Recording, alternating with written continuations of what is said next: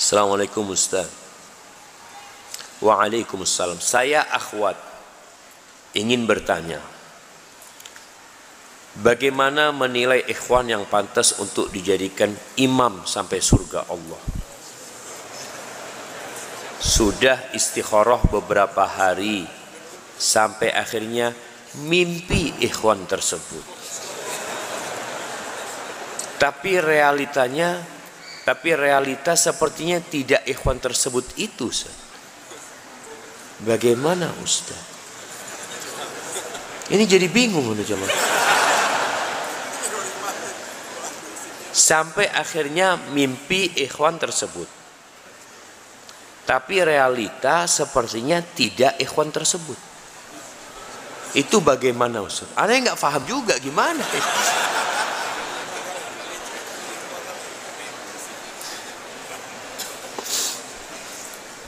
Jamaah, iya, nih buat yang hijrah. Buat yang hijrah, hati-hati cari pasangan hidup. Hati-hati ta'aruf. Jadi kalau bicara ta'aruf, banyak pacaran yang dibungkus dengan ta'aruf. Anak udah ta'aruf Ustaz 3 bulan. 3 bulan ta'aruf. Biasanya ta'aruf yang dinilai syar'i pakai apa? Ada CV yang dikirim. CV itu penuh dengan kebohongan. Karena memang lisan ini pandai berbohong. CV yang dikirim itu hanya memberikan informasi buat antum, ya mungkin 55%. CV itu hanya 55%. Terus gimana? Sisanya itu harus dengan pencarian. Cari tahu, tanya sana, tanya sini, gimana fulan. Karena terus terang jamaah, ada orang-orang yang kalau anda baca CV-nya, Masya Allah, lebih dari ustadz jamaah. Lihat, Allah ini ustadz gak kayak gini, dia ngomong. Masya Allah, ternyata bohong memang.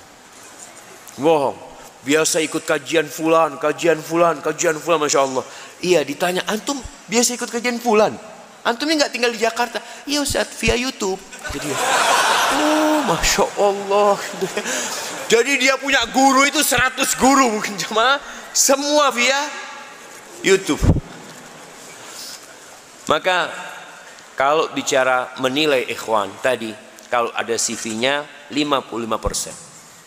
45% antum cari tahu. Kirim orang, bayar nggak apa-apa. Antum bayar orang, tolong carikan tahu tentang fulan. Coba cari tahu bagaimana dia di media sosial. Oh, siapa temannya, apa yang dia bicarakan. Dia punya nggak akun palsu. Ada ikhwan-ikhwan yang akun hijrah sama akun belum hijrah. Nah, hati-hati dengan seperti itu. Kemudian kirim orang untuk tanya di tempat kerjanya bagaimana. Harus keluar duit jamaah. Nanti bicarakan untuk imam sampai surga ini. Butuh biaya besar, nah. Setelah itu istikharah. Kalau bicara mimpi, nggak harus dengan mimpi. Mimpi itu ada 3 macam. Siapa yang bisa nyebutkan? Anda kasih hadiah. Nah, fadhal. Bunga tidur, jelmaan setan, dari setan. Yang ketiga, tanda dari Allah Azza wa Jalla. Yang pertama bunga tidur. Bunga tidur ini adalah bawaan sebelum tidur jemaah. Antum tadi lewat, aduh ngelihat sosis enak banget di sana ya. Terus antum datang masuk masjid sini kajian, sambil ngantuk mimpi sosis itu. Allah Akbar. Itu bawaan sebelum tidur memang. Ya, kalau orang sudah senang sama seorang lelaki, dia lihat, dia Masya Allah, mimpi laki-laki tersebut. Bukan berarti itu tanda dari Allah Azza wa Jalla. Tapi memang bawaan sebelum tidur, itu bunga tidur. Bisa jadi dari setan dan bisa jadi dari Allah Azza wa Jalla. Bismillah. Dulu beberapa tahun lalu, ketika sebelum hijrah, dunia dibukakan untuk saya. seperti banyak uang dan dihormati orang lain. Setelah hijrah, saya jadi lebih banyak takut melanggar syariat Islam. Jadi saya tinggalin semua yang haram dan syubhat. Tapi hidup saya sekarang susah dan sering merasa direndahkan orang lain. Suka terbesit dalam hati saya ketika melihat orang lain, enak ya mereka jauh dari agama. Tapi dunia dibukakan untuk mereka. Bagaimana solusinya Ustaz agar terhindar dari pemikiran seperti itu? Dan doakan saya semoga bisa istiqomah sampai meninggal dunia. Jamaah, dunia mana yang antum inginkan dari orang lain? 2 rakaat sebelum subuh lebih baik dari dia dan dunia dia. Dunia mana yang bikin antum ingin seperti dia lagi?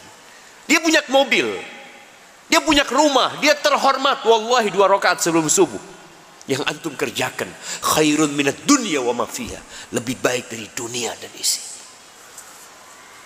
Cuma kembali bagaimana kita memandang dunia. Kita ini kadangkala handphone kita. Antum itu pemilik handphone apa handphone itu pemilik antum? Jamaah, antum pemilik handphone apa handphone itu pemilik antum? Kebanyakan orang itu dimiliki handphone. Untuk matikan handphonenya nggak berani. Jangan nanti ada bisnis apa ini tuh loh. Ini milik siapa handphone? Milik antum kan? Matikan selesai. Ada yang nggak berani jamaah. Tidur handphonenya hidup terus. Kenapa antum? Enggak saat. Kadang-kala ada rezeki lah. Subhanallah. Ada rezeki masuk. Iya. Makanya Rasul SAW sering mengingatkan para sahabat. Betul, perasaan itu tergoda dengan dunia. Betul jamaah. Karena kehidupan dunia itu mata'ul ghurur. Kesenangan yang menipu. Iya. Sehingga orang tertipu. Seringkali Nabi SAW mengingatkan kepada para sahabat. Ya. Pernah suatu hari ada sahabat yang kedatangan sutra. Nabi SAW dapat sutra, dapat hadiah ya. Ada sutra yang halus, sahabat itu bajunya kasar-kasar semua aja. Ketika pegang sutra itu mereka semua takjub. Ana sampai hari ini belum pernah menyentuh sutra. Ana nggak tahu gimana lembutnya sutra. Tapi sahabat Nabi Sallallahu Alaihi Wasallam takjub dengan lembutnya sutra itu. Ketika Nabi melihat para sahabat takjub dengan urusan dunia ini, apa kata Nabi SAW? La manadilu Sa'ad bin Mu'ad fil jannah alyanu min hal. Kalian tahu yang namanya sapu tangannya Sa'ad bin Mu'ad di surga itu lebih lembut daripada yang kalian pegang. Itu para sahabat sadar. Jangan sampai tergoda dengan dunia yang hanya mata'un qalil. Ketika para sahabat melihat Abdullah bin Mas'ud memanjat pohon untuk mengambilkan siwak buat Nabi SAW. Kemudian ada angin yang bertiup yang menyingkap betisnya Abdullah bin Mas'ud. Abdullah bin Mas'ud radhiyallahu anhu kurus, orang kecil. Penampilannya tidak indah. Orang kan kalau melihat orang indah, Masya Allah senang ya. Ini Abdullah bin Mas'ud kecil, kurus, diketawain sama para sahabat. Apa kata Nabi SAW? Beliau mengatakan, mimma tabhakun. Apa yang kalian tertawakan? Apa yang kalian tertawakan? Sahabat mengatakan, min diqqati saqai ya Rasulullah, dari kecilnya betisnya Abdullah bin Mas'ud. Ini orang sudah menilai orang lain dengan penampilan, dengan fisik. Apa kata Nabi alaihi salatu wassalam? Lahuma fil mizan azqalu min Uhud. Kalian tahu, 2 betisnya Abdullah bin Mas'ud itu kelak di timbangan hari kiamat lebih berat daripada gunung Uhud. Kita itu menilai manusia dengan penampilan. Ada sahabat Nabi namanya Dhahhak. Ya Dhahhak, ma ta'amuka? Makananmu apa? Kata Dhahhak, al-lahmu wal laban, daging sama susu. Lalu ditanya sama saya, Thumma ila madza yasir. Terus keluarnya jadi apa nanti? Kata Dhahak, ila ma qad alimta ya Rasulullah. Kepada yang engkau sudah tahu Rasulullah SAW. Jadi kotoran. Engkau tahu dunia itu lebih hina daripada kotoran. Bayangkan jemaah. Oke, dunia ini adalah mazra'atul akhirah. Antum cari dunia untuk akhirat. Silahkan. Jangan sampai alhaakumut takatsur. Sibuk numpuk dunia. Jangan sampai. Jadi ketika antum berpikir ngelihat orang ini, ya Allah enak ya kalau orang jauh dari agama. Nggak enak jemaah. Antum berpikir enak. Nanti malam kita ada kajian judulnya semua lelah. Semua lelah. Jangan antum pikirkan orang yang sibuk dengan dunianya tidak lelah. Mereka pun lelah jemaah. Kadangkala kelelahan batin mereka jauh lebih dahsyat daripada kenikmatan yang mereka pakai, yang mereka tumpangi. Cuma antum tolong lihat dunia dengan kacamata yang benar, sehingga tidak berpikir untuk kembali ke sana. Barakallahu fikum. Setelah ana menjalankan hijrah ini, yaitu berusaha menjalankan Islam di atas sunnah, namun ana merasakan kadang dihinggapi rasa tidak ikhlas terus dalam ibadah. Contoh dalam sholat, baca Quran, bagaimana cara menghilangkan ini Ustaz? Karena ini menyebabkan ana kadang malas lagi beribadah. Karena amalan tidak ikhlas itu jadi dosa. Jadi dosakah ana Ustaz? Mohon nasihatnya. Jamaah, ketika antum hijrah, antum jadi orang baik. Setan yang godain antum lain, ganti udah. Kalau dulu ngajak antum maksiat, sekarang nggak ngajak antum maksiat. Mau diajak maksiat nggak mau antum. Maunya ke masjid, kata setan, yuk bismillah ke masjid. Kalau antum maunya ke masjid, kata dia. Nah, tapi di masjid dia godain. Masya Allah, lihat. Ada calon mertua tuh di sana. Allahu Akbar, apalagi jadi imam. Yang biasa baca kulhu langsung Al-Baqarah. Itu godaan terjadi ya Pak. Godaan itu ada. Godaan keikhlasan ini memang buat orang yang udah hijrah. Maka antum harus berjuang. Sufyan Ats-Tsauri mengatakan ma'alajtu syai'an asyadda ala nafsi min niyati. Aku tidak pernah memperbaiki sesuatu yang lebih berat daripada niatku sendiri. Antum jangan pikir kalau sudah jadi ustadz tuh Masya Allah enak ya jadi ustadz ya, nggak ada yang godain. Itu setannya juga kelas ustadz juga, doktor juga setannya yang godain. Naam jamaah, sesuai. Maka antum harus berjuang. Bagaimana sekarang berjuang? Jangan ikutin bisikan setan. Kalau setan mengatakan antum mau sedekah 100.000, ya antum kayaknya riak 100.000. Ahsan 2.000. Antum taruh 200.000. Antum taruh 200.000. Biar setan yang lihat. Ente apa itu?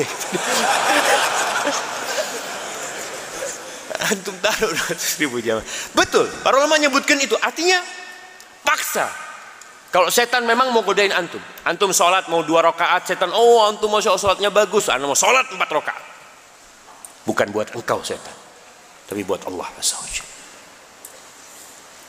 Dan ketahuilah bahwasanya pujian orang itu nggak ada gunanya jemaah. Andai kata seluruh masjid ini memuji antum, itu tidak akan mengangkat derajat antum. Kalau ternyata antum tidak dipuji sama Allah SWT. Terus apa gunanya kita? Orang nggak ikhlas itu cari 2, dunia atau pujian. Yang dua-duanya ini dimiliki oleh Allah Azza wa Jalla. Kenapa minta sama manusia? Kadang-kala kita ibadah supaya dapat fulus banyak ya, atasan melihat supaya naik pangkat. Yang bisa mengangkat pangkat antum dan menurunkan pangkat antum itu Allah Azza wa Jalla, bukan bos antum.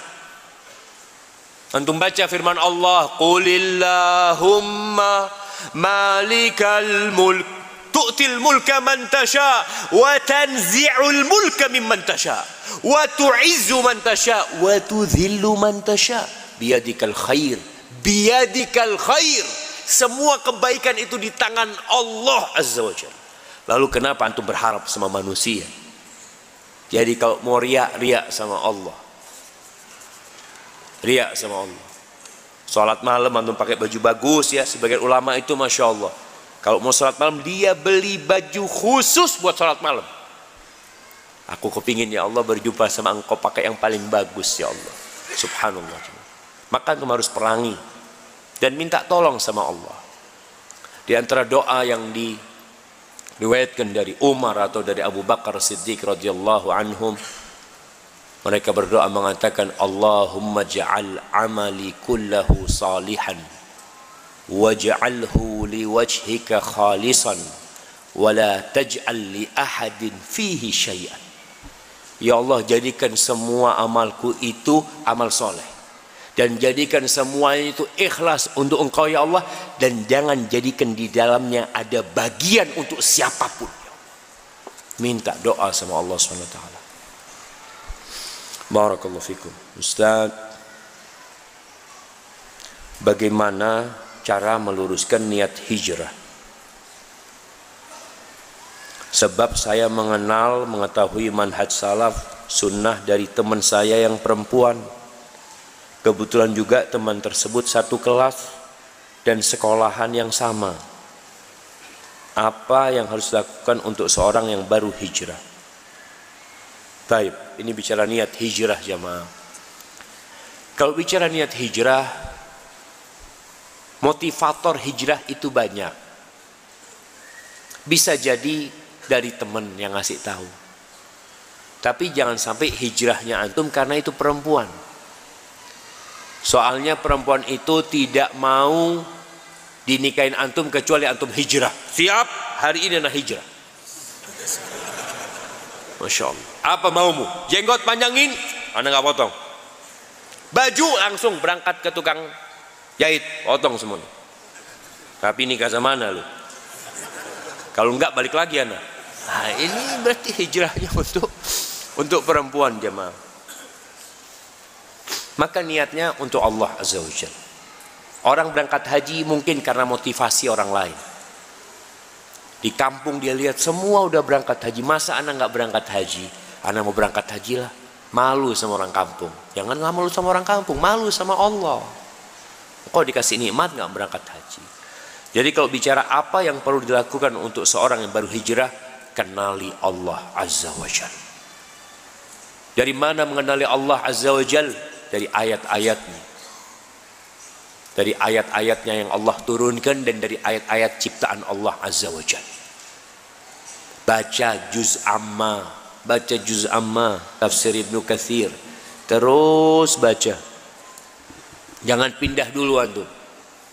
Udah selesai juz amma pindah, jangan dulu. Selesaikan itu lagi. Selesaikan itu lagi. Para sahabat Nabi subhanallah, gimana mereka belajar iman dan belajar Quran. Kadangkala mereka 10 ayat itu jamaah dipelajarin, dikaji sampai hafal, sampai diamalkan, baru pindah kepada yang lain. Kadangkala kita ini baru belajar sudah kepingin naik kelas. Anak kepingin, oh udah selesai. Arba'in Nawawiyah, udah selesai Ustaz. Apa isinya? Aduh lupa sudah Ustaz. Lupa, ngaji lagi jamaah.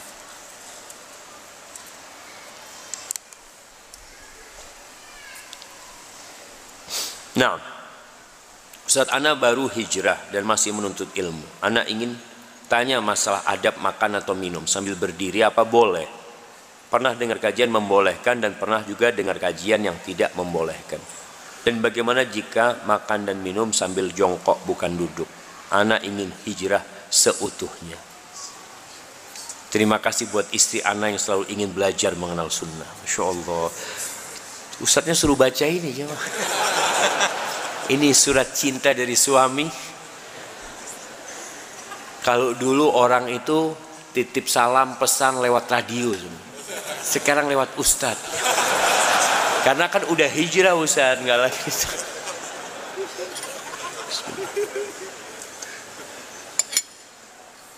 Alhamdulillah.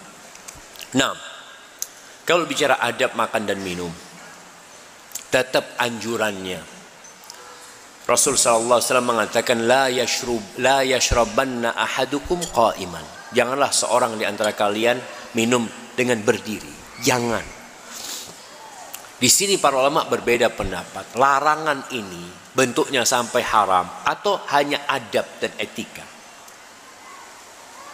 Artinya ya orang yang minum berdiri nggak etis lah, tapi tidak melakukan yang haram gitu.